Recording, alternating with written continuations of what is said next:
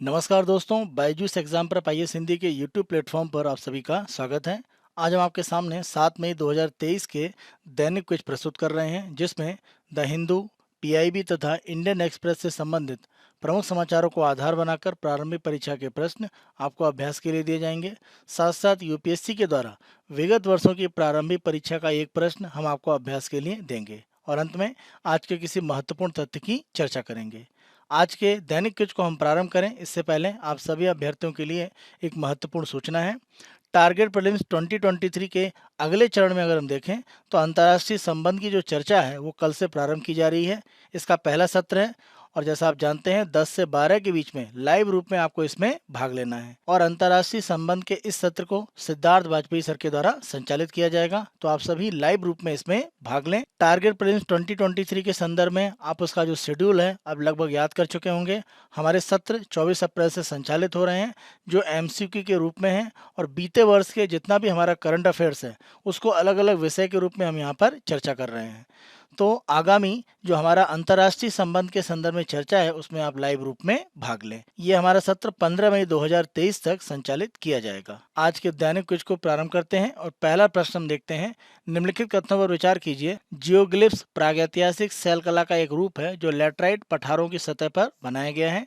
रत्नागिरी के शैलोत्कीर्ण यानी पेट्रोग्लिफ को स्थानीय रूप से कटल शिल्प के नाम से जाना जाता है। प्रमुख रूप से अगर हम जियोग्लिफ्स की बात करते हैं तो आप इसे यहाँ इस इमेज में देख सकते हैं। यह रत्नागिरी की एक इमेज है जहाँ पर लैटराइट मिट्टी प्रमुख रूप से पाई जाती है और उसमें अगर हम देखें तो लैटराइट मिट्टी का ये जो पठारी भाग है उसमें अगर हम देखें तो प्रागैतिहासिक काल के अलग अलग जो चित्र हैं वो प्रमुख रूप से यहाँ पर बने हुए हैं। प्रागैतिहासिक काल के ये जो चित्र हैं ये हमारी सांस्कृतिक परंपरा की एक अमूल्य धरोहर है और इसके संदर्भ में अगर हम देखें तो ये प्रमुख रूप से रत्नागिरी के क्षेत्रों में है। इनको कटल शिल्प के नाम से भी जाना जाता है। तो यहाँ पर पहला और दूसरा दोनों कथन सत्य हैं, इसीलिए हमारा उत्तर है सी। 1 और 2 दोनों सत्य हैं। प्रश्न को पूछे जाने का प्रमुख रूप से आधार ये है कि रत्नागिरी में एक रिफाइनरी बनाने की परियोजना के संदर्भ में प्रस्ताव है और यहाँ पर इसका विरोध किया जा रहा है। माना जा रहा है कि यहाँ का जो पर्यावरण है उसको नुकसान होगा। साथ साथ अगर हम देखें तो इस तरह की जो प्रागैतिहासिक यहाँ पर कला है उसको भी हानि होने की संभावना है। दूसरा प्रश्न हम देखते हैं। धन शोधन निवारण अधिनियम यानी prevention of money laundering act के संदर्भ में निम्नलिखित कथनों में से कौन सा या कौन से सही हैं यह हैं। पहला, पीएमएलए में अभियोजन सबूत का भार वहन करता है। Prevention of money laundering act की अगर हम बात करें तो इसके अंतर्गत जिस व्यक्ति पर आरोप लगाए गए हैं उसे एक तरह से सबूत देकर सिद्ध करना पड़ता है कि उस पर लगाए गए आरोप गलत हैं। तो पूरी तरह से भार उसके ऊपर होता है, न कि अभियोजन पक्ष के ऊपर। इस आधार पर पहला कथन गलत हो जाता है। दूसरा, पीएमएलए एक विधेय अपराध उन्मुख कानून है। इस कानून में प्रमुख रूप से अगर हम देखें जो आपराधिक प्रक्रिया है वो धन के एक तरह से अवैध रूप में जो हस्तांतरण है उसकी स्थिति को प्रमुख रूप से दर्शाता है। तो मान लीजिए किसी भी तरह की जो ड्रग ट्रैफिकिंग है उसके माध्यम से कोई धन कमाया गया, मान लीजिए 100 रुपये।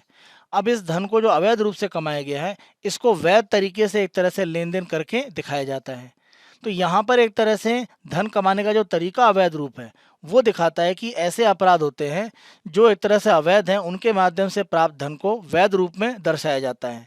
तो यहाँ पर इसीलिए इसको जब हम पीएमएलए कानून की बात करते हैं ये एक तरह से एक ऐसे अपराध के साथ में जुड़ा होता है जो एक बड़े अपराध का हिस्सा होता है। यानी केवल अवैध धन को वैध रूप में यहाँ पर दिखाया गया है, लेकिन जो बड़ा अपराध है वो कहीं ना कहीं ड्रग के संदर्भ में हो सकता है, अवैध रूप से लेन देन, या मानव तस्करी हो सकती है, या अन्य प्रकार के जो भी अपराध हैं जैसे आतंकवादी गतिविधियाँ हो सकती हैं।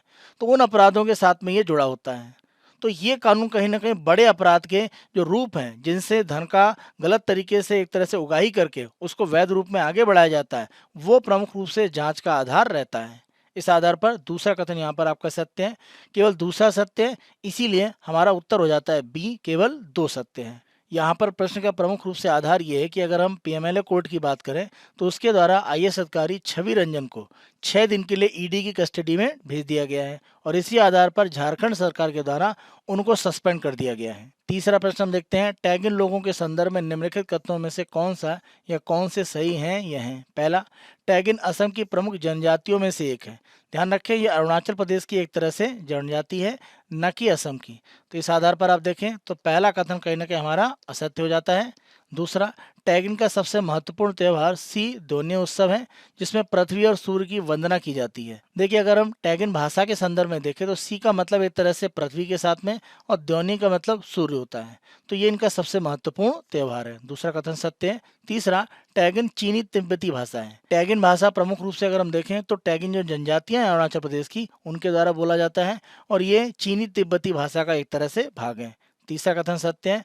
2 और 3 सत्य हैं, इसीलिए हमारा उत्तर है बी। यहाँ पर प्रश्न का प्रमुख रूप से आधार यह है कि टैगिन भाषा में पहली जो फिल्म है उसको रिलीज किया गया है और ये कहीं ना कहीं प्रमुख जनजातियों की जो भाषाएं हैं उनको एक तरह से और ज़्यादा संरक्षित करने और प्रचारित करने की स्थितियों को एक तरह से मजबूती प्रदान करेगी। चौथा प्रश्न हम देखते हैं, झुंड में रहने वाले प्रवासी टिड्डे जो दुनिया भर में खाद्य सुरक्षा के लिए खतरा है, एक दुर्गंध युक्त फेरोमोन उत्पन्न करके अन्य टिड्डियों द्वारा भक्षण किए जाने से बचते हैं। इस फेरोमोन को निम्नलिखित में से क्या कहा जाता है? सामान्य तौर पर अगर हम टिड्डियों की बात करें तो उन्हें एक तरह से माना जाता है कि वो अपनी ही प्रजाति की जो टिड्डियां हैं उनका एक तरह से भक्षण करते हैं, यानी इनमें कैनिबलिज्म की एक तरह से स्थिति देखी जाती है। लेकिन यहाँ पर अनुसंधान के माध्यम से ये बात सामने आई है कि जो टिड्डियां हैं उनमें एक तरह से कह सकते हैं कि एक फेरोमोन, एक दुर्गंध निकलती है जिसके आधार पर कोई भी टिड्डी दूसरी टिड्डी को नहीं खाती है और यही एक तरह से टिड्डियों का प्रमुख रूप से कह सकते हैं कि हथियार होता है, जिस आधार पर वो बचे रहते हैं और फसल को बड़ी नुकसान पहुंचाते हैं।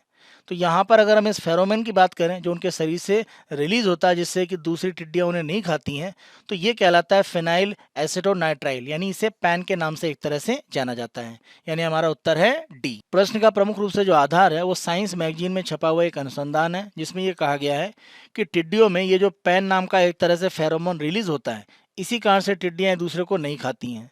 यानी आगे के अनुसंधान में अगर इस पैन, जिस फेरोमोन की बात की जा रही है, अगर इसको निष्क्रिय करने के लिए कोई भी एक तरह से तत्व खोजा जाता है, कोई भी यौगिक बनाया जाता है, तो उसके माध्यम से टिड्डियां एक दूसरे को खा सकेंगी और टिड्डियों का हमला जो एक तरह से फसलों पर होता है उसको हम काफ़ी हद तक रोक सकते हैं।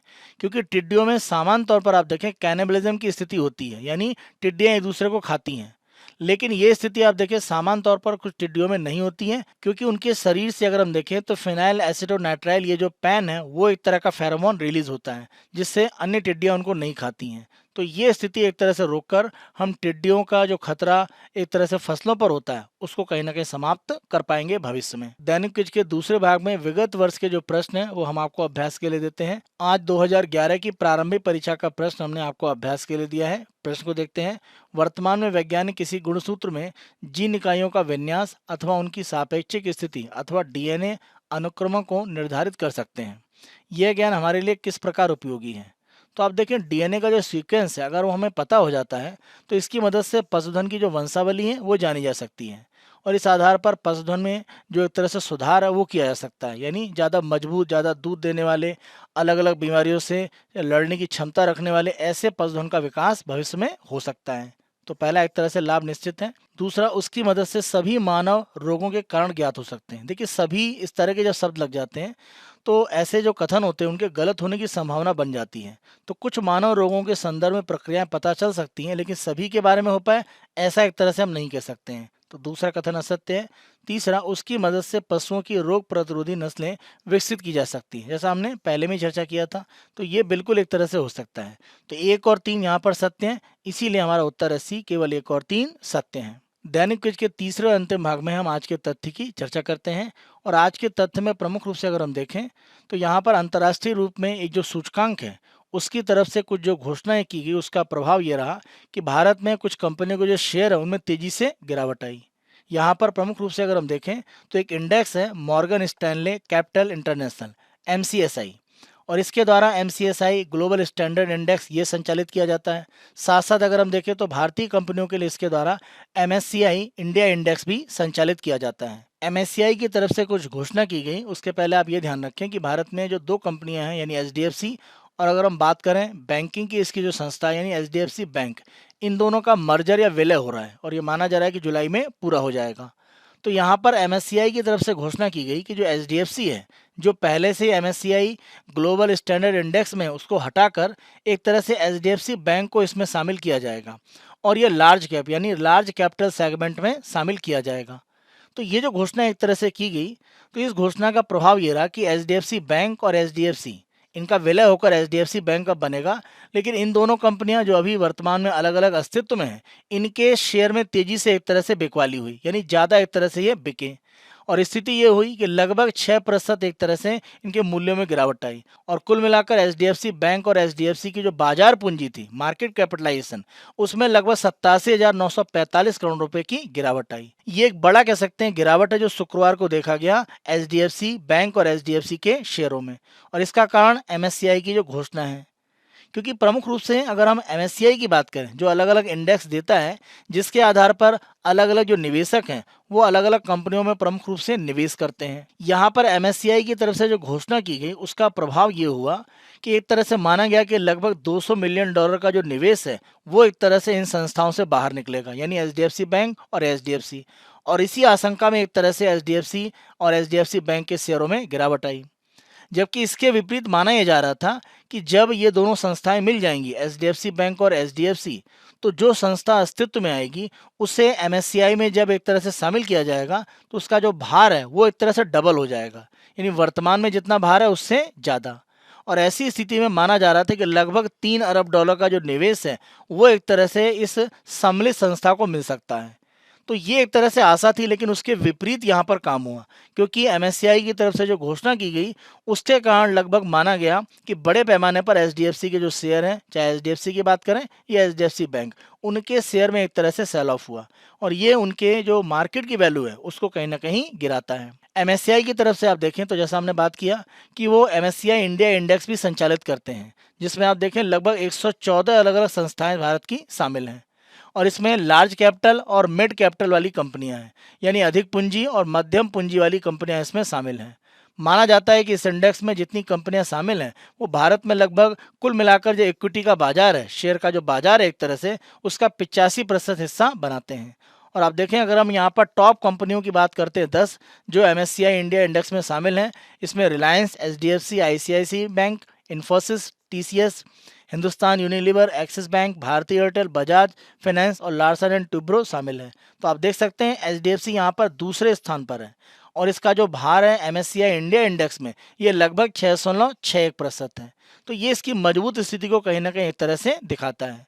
तो ये जो एक तरह से घोषणा की गई एमएससीआई की तरफ से, ये कहीं ना कहीं एचडीएफसी और एचडीएफसी बैंक का जो विलय है उसके पहले एक तरह से कर दी गई, जिस कारण से जो निवेशक है उनमें भ्रम की स्थिति रही और एचडीएफसी के जो शेयर है उनमें तेजी से गिरावट देखी गई। आज के दैनिक क्विज को हम यहीं पर समाप्त करते हैं। बायजूस एग्जाम पर आईएएस हिंदी को आप बहुत अधिक पसंद कर रहे हैं, अधिक से अधिक संख्या में लाइक करें, शेयर करें और अभी तक अगर आपने हमारे यूट्यूब चैनल को सब्सक्राइब नहीं करा है तो हमारे यूट्यूब चैनल को आज ही सब्सक्राइब करें। धन्यवाद।